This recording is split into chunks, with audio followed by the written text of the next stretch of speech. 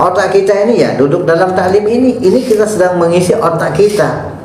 Di samping ilmu agama kita juga harus mengikuti pertemuan trainer dan lain sebagainya, itu public speaking, kemudian tentang psikologi dan lain sebagainya perlu. Karena apa? Semua ilmu yang dibicarakan itu dia akan kembali muaranya kepada Al-Quran. Contohnya sekarang tentang karakter manusia, ada yang melankolis, ada yang sanguinis, ada yang plekmatis, ada yang koleris. Ternyata ini kembali kepada Al-Quran. Sahabat itu begitu. Sahabat Umar itu sifatnya gimana? Koleris. Umar itu sebelum masuk Islam, siapapun yang menentang Islam pasti dia akan berdiri, tebas aja katanya. Ali itu sanguinis, pandai, cerdas dalam berbicara dan menyampaikan, bijak. Satu hari Sayyidina Ali ini musuhnya sudah terkapar jatuh, mau ditebas, diludah. Dia masukkan sarungnya. Kenapa nggak jadi bunuh saya? Padahal kalau orang kafir ini mau menebas bisa, tapi nggak jadi. Kenapa katanya? Saya takut nanti bunuh kami itu bukan karena Allah. Dan setiap kebijakan apapun Rasulullah itu minta pendapat sama Ali. Itu sanguinis. Dan di sini kita kumpul di sini, kita harus memiliki sifat-sifat seperti itu. Harus dipadukan. Orang yang mau jadi manusia paripurna, bukan sempurna seperti Rasulullah, harus memiliki 4 karakter ini. Kalau dia memiliki condong dengan 1 karakter, maka dia harus belajar dengan 3 karakter yang lain. Saya ini aslinya koleris sebenarnya, kan gitu. Tapi saya sedang belajar jadi melankolis, saya sedang belajar jadi sanguinis, saya sedang belajar jadi plekmatis. Plekmatis itu apa onone, apa adanya, tapi cerdas. Itu artinya seperti Utsman bin Affan. Ya, Utsman itu dia akan mengikuti arah, bijaksana. Kalau sanguinis itu cerdas seperti Sayyidina Ali. Kalau ada orang, karena apa? Sanguinis ini dia bisa mengalahkan orang dengan bicaranya karena dia bisa menguasai sifatnya yang koleris. Kalau koleris, karakter koleris ini keras. Orang koleris ini jarang bisa bicara dengan benar, tetapi dia sigap dan siap. Nah, di antara 4 karakter ini yang paling sedia adalah orang yang plekmatis. Itu di saat orang itu sudah menjadi jatuh miskin, dia tetap setia menjadi sahabat orang plekmatis. Waktu dia kaya biasa-biasa saja, waktu sedang biasa-biasa, sampai orang jatuh miskin, orang plekmatis yang paling setia. Tidak mau dia meninggalkan. Jadi kita harus padukan ini antara melankolis, koleris, sanguinis, dan plekmatis. Kita harus belajar 4 karakter ini, baru kita akan menjadi manusia paripurna, cerdas otak, cerdas hati, cerdas fisik. Kita itu baru paripurna. Nah, sudah ilmu nggak bisa, hanya mengandalkan badan, malas lagi kerja, mau jadi apa ini? Itu diajak ngaji untuk ngisi otaknya juga nggak mau. Itu. Jadi tujuan kita di sini, saya bukan guru, Anda bukan murid, kita sama-sama di sini, kita bermuzakarah. Rasulullah selalu duduk dengan para siapa? Bukan para murid, dengan sahabat-sahabatnya. Jadi kita duduk di sini sebagai satu kesatuan persahabatan. Makanya kita bersyukur. Jadi jangan, wah, sekarang Ustadz Musman banyak murid-murid. Enggak. Kita sedang duduk dengan sahabat-sahabat kita di sini. Itu dengan karakter yang berbeda-beda. Ada yang plekmatis, pasti ada di sini. Yang sanguinis, ngomongnya ada.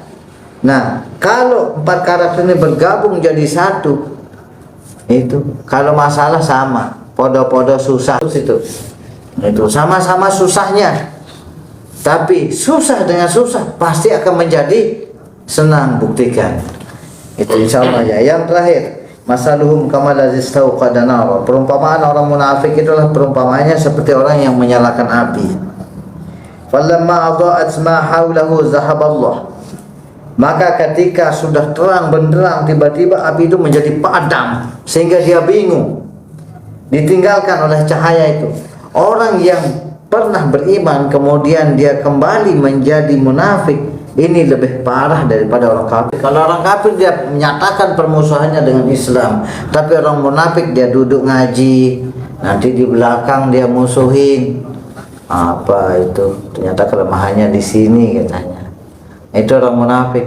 Makanya orang munafik ini asfali minan nar, tempatnya di dasar kerak api neraka. Kalau orang kafir masih di atasnya neraka. Tapi kalau orang munafik itu jadi keraknya api neraka. Nauzubillah min dzalik. Maka perumpamaan orang yang sudah diberi iman dalam kalbunya, dalam hatinya, kemudian dicabut keimanannya oleh Allah Subhanahu wa taala, lebih gelap daripada yang gelap biasa. Contohnya ini biasa terang begini kan, tiba-tiba mati lampu, gelap apa enggak? Gelap sekali. Coba kalau mati lampu dari tadi siang, kan biasa jadinya kan? Biasa kita, tapi kalau sudah terbiasa terang tiba-tiba gelap sekali. Itulah hati orang munafik. Yang biasa dia duduk dalam pengajian, kemudian dia beriman kepada Allah Subhanahu, tiba-tiba dibalikkan hatinya menjadi munafik, lebih gelap hatinya daripada orang kafir. Sehingga mereka itu ditinggalkan oleh Allah Subhanahu wa taala dengan cahaya hidayah di dalam kegelapan yang sangat gelap sehingga mereka tidak bisa melihat. Summun, mereka tuli. Bukmun, mereka itu buta. Umyun, tidak bisa melihat. Kemudian tidak bisa bicara dan tidak bisa mendengar. Lengkap. Hei, ayo ngaji, nggak bisa. Ditelepon nggak bisa. Dibuatkan pengumuman pelang pengajian nggak dibaca. Itu kan dikasih dengar nggak mendengar dia. Disuruh baca nggak bisa. Suruh baca Quran nggak bisa. Diumumkan tentang pengajian Quran nggak didengar. Dibuatkan pelang nggak dibaca. Itu ibaratnya orang jalan gini loh mas. Nah, dibilang ini mau jatuh nih, di sini ada buaya besar mau makan dia. Hei, malam hari ini pengajian Al-Quran, nggak dengar. Dipasangin speaker 12, nggak dengar juga. Karena apa? Bukmun, summun. Disuruh baca Quran nggak bisa, baca kitab nggak bisa, suruh membaca, jangankan baca Quran, baca buku aja dia nggak mau. Sehingga dia ngomong pakai ilmunya sendiri, merasa diri hakikat kepada Allah, nggak tahunya dia abal-abal karena nggak pernah membaca kitab, literasinya apa. Akhirnya jadi gupron. Itu inna rahmati inda qalbi, inna rahmati inda qalbi, apa cuma inda rahmati inda qalbi aja tahunya. Itu inna maghfirah inda qalbi, gupron penutupnya. Itu inda qalbi rahmati jangan surga wasana neraka, gupron. Itu aja. Ini orang ngomong udah punya literasi, katanya itu bahasa malaikat, katanya itu bahasa cacing, tapi inna kalimati inda rahmati inda qalbi gupron, penutupnya itu aja. Itu gimana? Inilah orang yang bukmun, sumun, nggak bisa baca. Bukmun, umyun, mereka itu tuli. Bahum la yarji'un, dan jangan heran kalau dia tobat karena merasa dirinya sudah di langit, bicara sama Allah, akhirnya mereka nggak bisa kembali. Au kasayyibin minas sama'i fihi dhulumatun wa ra'dun wa barq. Atau perumpamaan orang munafik itu seperti orang yang ketemu dengan hujan yang lebat dengan kilat yang menyambar. Ya ja'aluna asabi'ahum fi azanihim, mereka menutupkan dua ibu jarinya di telinganya nih. Sakit telinganya kalau dengar pengajian.